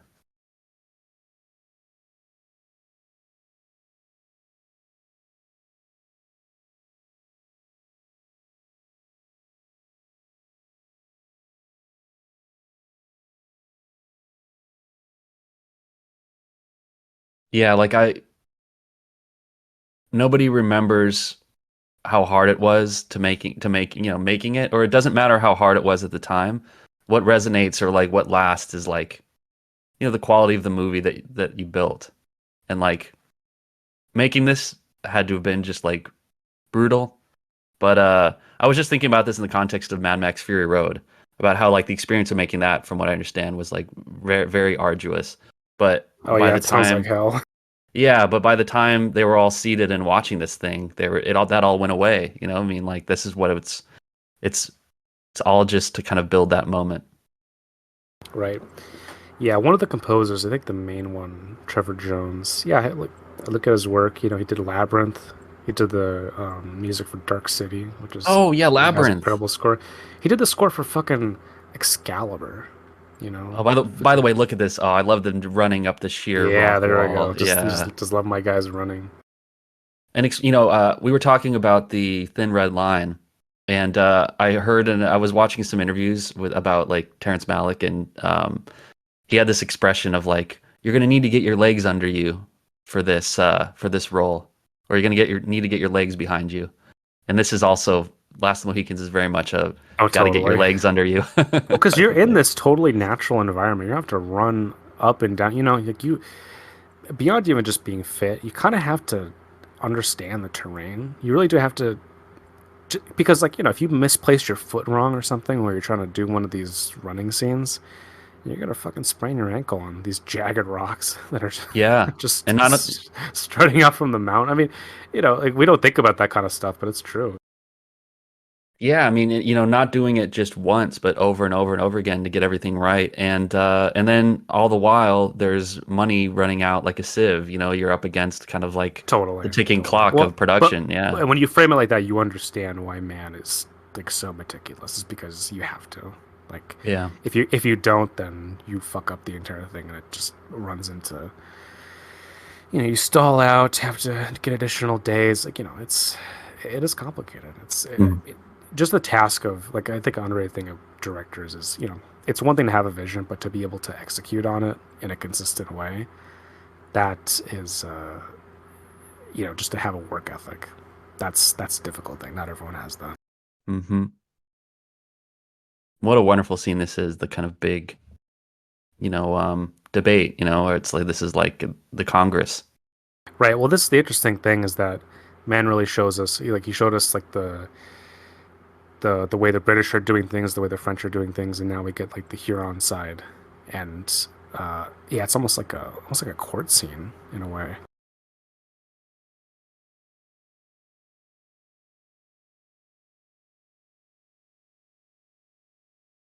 I always like too with the Mohicans, with the trio. There's no like they're with each other 100%, and so there's no discussion about like this is like what we're gonna do is we're gonna like walk right into the camp and kind of do this brazen Right. We don't give this a fuck. This is where we're at. Yeah. right, right. And There's if we no die there's no together, discussion of it. It's just yeah. You're right. There is like they know the score. They all yeah. have this almost psychic link with each other, and we watch them take action. God, yeah, like this scene where he just walks in alone, So like, I and love they're this like bit where beating like him. Yeah. but he walks in, but they just like start. It's almost like they're like, who the fuck are you? Like type shit, Like you can imagine he's probably a notorious figure, but they're just challenging him at any turn. And like they slice his chest. I mean, he's hardcore. Ooh, Can you imagine someone yeah. coming up to you with a knife, slicing your chest, and then just walking forward? Yeah. Yeah, and you It gets can't react bashed to it in. or yeah, yeah. This is crazy.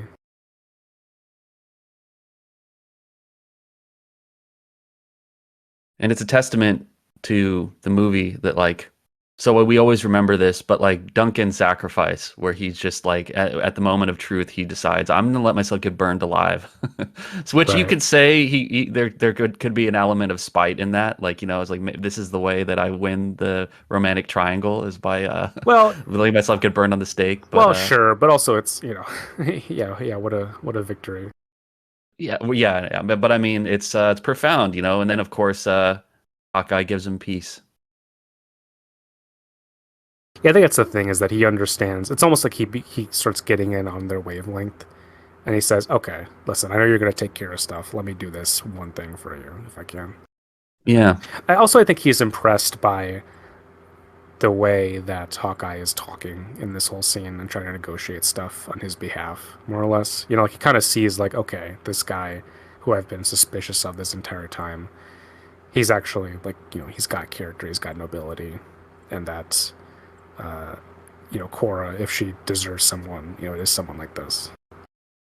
Right. I mean, how could you not be, you know, awed by it? You know, just the kind of like, no prevaricating, just like speaking truth.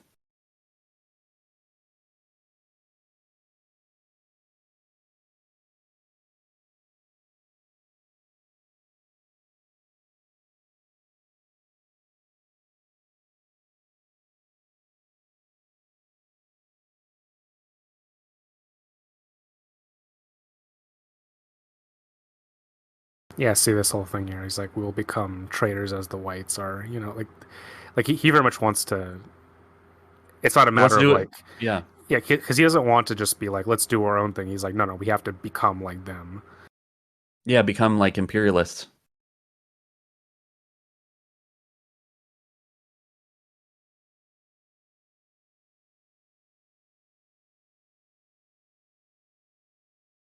Foolish with brandy.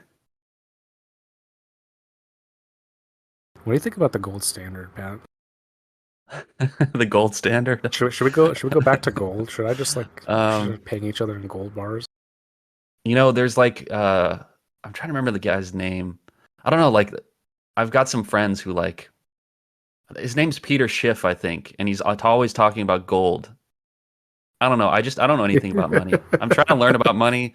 I'm trying to like making, you know, what little I have, take a little bit out and put it in like a high yield savings account and then like in a Roth IRA. But like I don't know anything about Yeah, I can't say I'm ever gonna join you in that. No, it. I just think it's funny. You know, when you imagine things back in the day, it's like people just, you know, I would kill you over a bar of gold, and now people still will do that. But now they'll just like, oh, it's a piece of paper.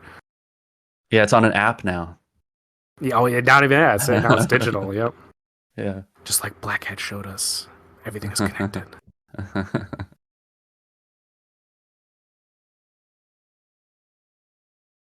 This actor's got kind of a lazy eye, so you're not sure if he's looking right at you. I like that quality. See, that's something you don't see anymore in movies. I wish we had more actors with lazy eyes. It used to be kind of a, you know, it would happen. I've thought about this a lot actually. The way that a lot of modern cinema has actually like the variety of people that we've seen. You know, like I think there's a difference between diversity and because then like that's improved definitely, but like now everyone kind of looks like a model. Like it's like we have diversity, but everyone's just the same kind of beautiful. Everyone could be on Yeah. a GQ cover, and it isn't like in a movie like this in the '90s where you did have like people who, yeah, did have lazy eyes, did have different body types, people who all didn't look immaculate, right? But they were actors all the same. Yeah, let's get some asymmetrical faces back in there, No, you totally. I know? mean, when you look at like, okay, you know, go back, you look at Humphrey Bogart, you know, he's a rough looking guy. You know, he lived some years. He was, you know, he got like pockmarks and shit. He was a, I don't know, you know, he wasn't like what you would conceive of as being like, oh yes, you know, the perfect looking man. But you know, he was handsome all the same. He just had his own individual way of expressing, you know, what he knew he had. Mm. And I mean, I feel like this is like, you know, in a weird way, it's like also applied to women, right? Where like Hmm. the standards now, like you know, I mean, they were bad back in the day, but now it's like almost even more impossible because I don't know, it's like you're expected to have like perfect teeth, you know, perfect this or that, this sort of, I don't know. It's yeah, it's just one of these weird things where things have become more ossified, even as like there's also this sense of expansion. There's also contraction. Right, and I see it most clearly in the way bodies look now on screen. Like Totally. Like if you're a male leading guy, you have to be huge. You have to take steroids. It's crazy. You got right. to eat like chicken and water for months. But like, okay, for perfect example, Danny Day-Lewis in this movie, there's some shirtless scenes. Like he's as fit as a man could But ever thing is, get, you he's know? real fit though. Like We this is what I exactly. like He back doesn't look then. like Hugh Jackman. Yeah, like if you look at him in this movie, if you look at like Mel Gibson and Lethal Weapon, it's like these are guys who like they actually could be like they could take that what they've done for these movies and it would just make them a fit, healthy person outside of that.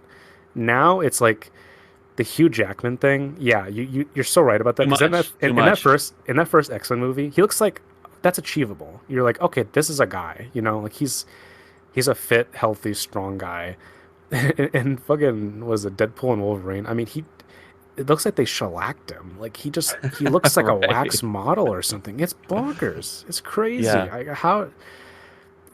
I mean, I don't know if it's CGI or whatever, but but you know how they achieve that look? Do you know what I'm talking about here? Like, Yeah, yeah. yeah, like the stuff where like they don't drink water so that their skin sticks to their muscles. I mean, it's kind of grotesque, really. That's why it makes the most sense for me that like they'll be scaling back from that. In I whatever hope era we're so, going into. I mean, me too. because Yeah, yeah. even like you think people make fun of like stuff in the '80s with yeah like Schwarzenegger and Stallone, Oh, the but greased, but but like biceps. but Yeah. I'll tell you what, like Schwarzenegger, you know, he was like really ridiculously ripped for when he was, a bodybuilder. But when he started acting in movies, he was big, but he wasn't like ripped. You know, like Hmm. it wasn't crazy. Because you watch the first Conan, I mean, he's huge, but it doesn't look like unhealthy. You know, Yeah. Not like he modern medicine. Yeah. yeah, right. Like I I feel I don't know, like even then he knew like this is the kind of physique that I want for movies, and there's just a way to go about it. But yeah, yeah, I don't know. I digress. It's a topic to be discussed plenty of times. But this whole shit, I love how Magua just like Bodies he, him. he just bodies him, and it's. But I love he just looks at him. He's like, okay, well I'm not Mm, dead, so I'm just mm, gonna keep mm, going. mm. I mean, it's really brave stuff. Like, can you imagine like someone just like fucking stabs you several times and you just still go at them? I mean, Yeah, I oh, one of my they're favorite. wrestling. Holy shit. Yeah, The Hunted, that William Friedkin movie. I know you're not as big into William Friedkin, but I I love need to that see film. it. It The seems like knife a good fights. movie. Yeah, I think when I saw that in theaters, like I'd never seen close quarters combat, captured quite like that. And in The Hunted, they're like making their own knives out of like, chipping rock shards like into like, razor sharp blades and stuff, and then using that, like survivalist techniques. Like it's very much like this. Yeah, what a moment here. Wow. Yeah. Yeah, but see, this is just like total brutal shit. Like this is what you do to someone when you're like, I'm just gonna kill you. Oh no, Uncas, no, this is Yeah. terrible. Oh my god, dude, when Chigachuk is like, when he's just like, screaming without any Oh. noise in slow motion. I mean, God, man, is ugh.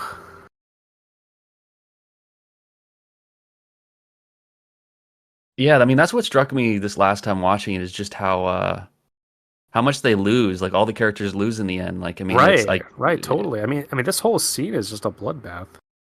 like yeah, imagine okay, so yeah, and then you have to watch your own sister like plummet to her death, just yeah, it's Right. crazy. I forget where I read it somewhere, like some critic writing about this, but they wrote something like when she jumps over, something of Magua follows her over the edge. Like there's Yeah, some like totally. Well, because there's this almost this sense of recognition between the two, where he understands like, oh, I've inflicted suffering upon you, where like you can kind of look back at me in the eyes and like I understand the level that you're willing to go to and the way that I've, like with what he's done, right? With what he's gone through, he's like, okay, I kind of get it. Like there's an empathy there in a weird way. yeah, it's a kind of like these people are as real about it as me, and that's kind of scary to him, because he's walking Right. through this world like I'm the only real one, but he's like, oh shit, there's a level of commitment here that like I'm actually having to reckon with now. Well, also it's like he he looks at something that denies him, but in a way that acts out of love instead of this sense of like hate and revenge. And Yeah, yeah, he almost is like okay, like he there's an empathy, but there's almost a not an understanding.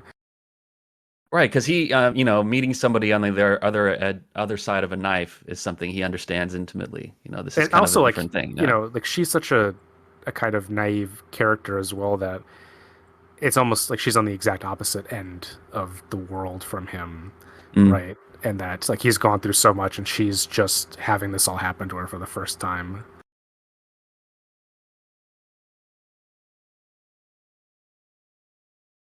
The reloading mid-run too is Yeah, this is gotta crazy, appreciate it. by Yeah. the way, dude. Him dual wielding fucking flint rocks is just Yeah. fucking crazy. Uh, Holy shit!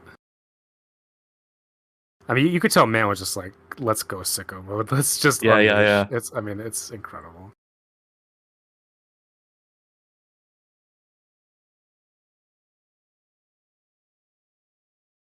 He just runs by that guy and just knifes him, and it's over.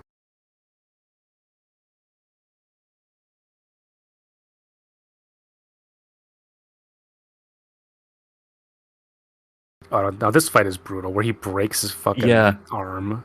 Ugh.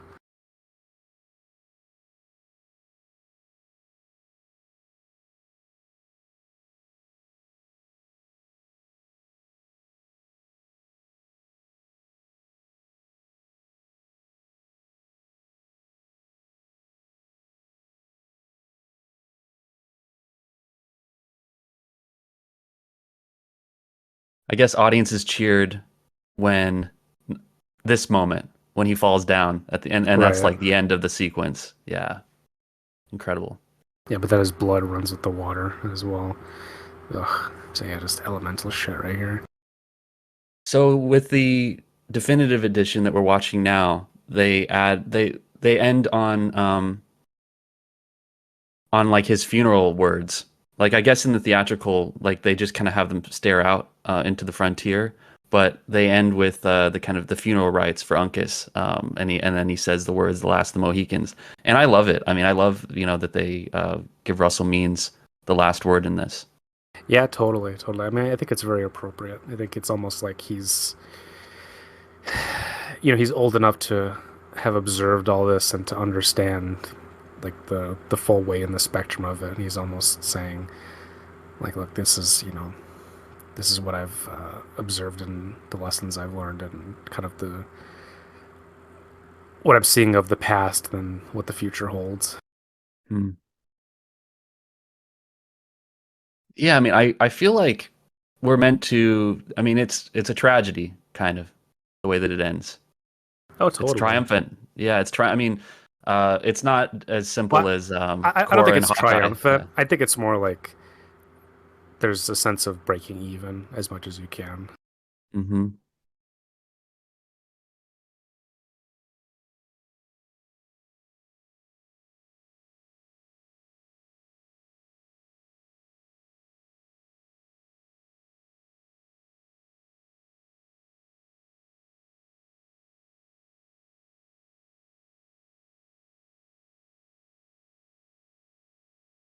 There's also an aspect I think about of man is always he always kind of tries to draw a line, an ancestral line back from his characters to like back to his obsessiveness, like who were his parents and then his parents' parents and kind of like what was like the sociological context that they emerged from. And so in a sense, like Mohicans isn't that distinct from, the later movies that he does where like Edie says that her families were Scotch Irish. Yeah. And No, like totally, yeah, yeah. totally. Yeah. No, you're absolutely right. Oh my god, the way these hills look, it reminds me of Hoshashin's The Assassin, where you just have these like rolling landscapes that uh, have these like I don't know, these quiet, very soft, almost like watercolor or something. There's like Yeah. a minimalism to it that is breathtaking. Yeah, that's just the light's just beautiful there.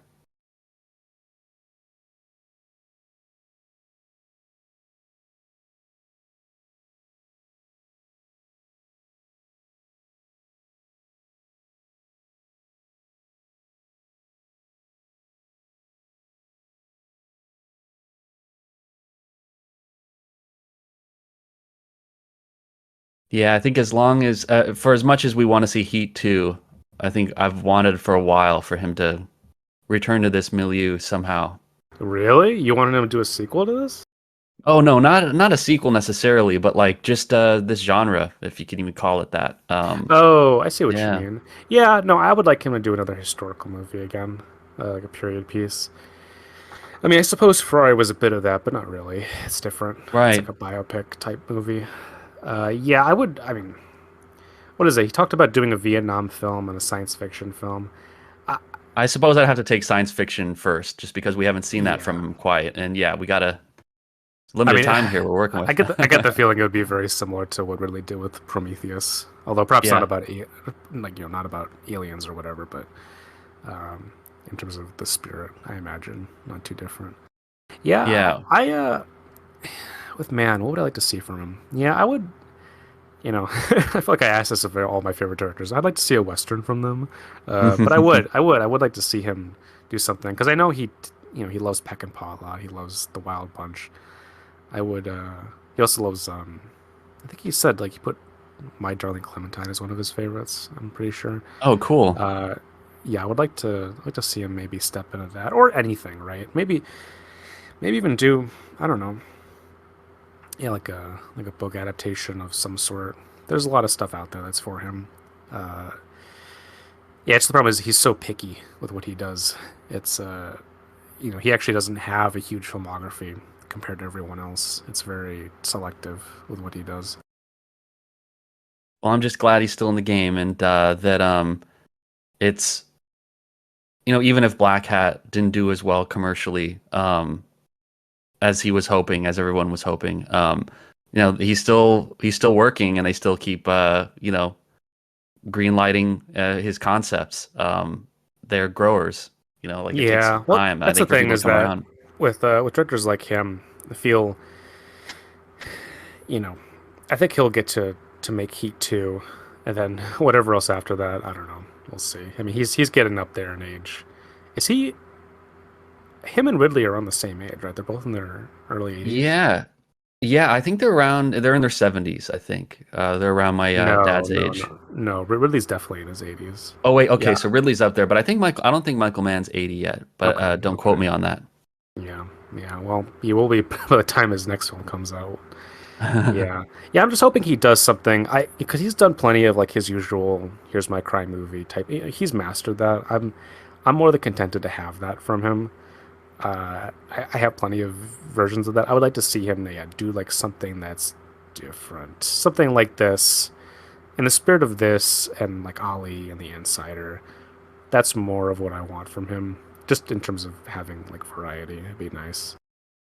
You know what? 81 years old. I just consulted the Oracle. There we go, man. That's what I'm saying. I'm Mm. pretty sure. uh, my favorite Michael Mann joke on Twitter is, you know, it, Chicago accent, talking about Rocket Raccoon. Met him when I was in Joliet, years ago. Um, yeah, Michael Mann, intense biography for one of the Guardians of the Galaxy. That's very funny.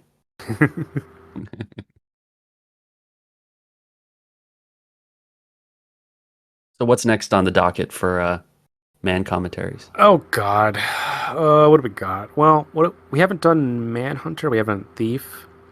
We haven't done Ali, Insider. You, Uh, of I think that's it. between Thief and Manhunter, like which one are you feeling more? Because I love them both. I mean, Thief, I think I'm just gonna say Thief is the better film, and the more I think representative of Yeah, what he Thief would is do just a later. better movie. Yeah, Yeah, but I do love Manhunter. I mean, it's yeah. his Well, strangest. yeah, I don't know. In terms of man movies, we should do another director's movie because we've done plenty of these man films.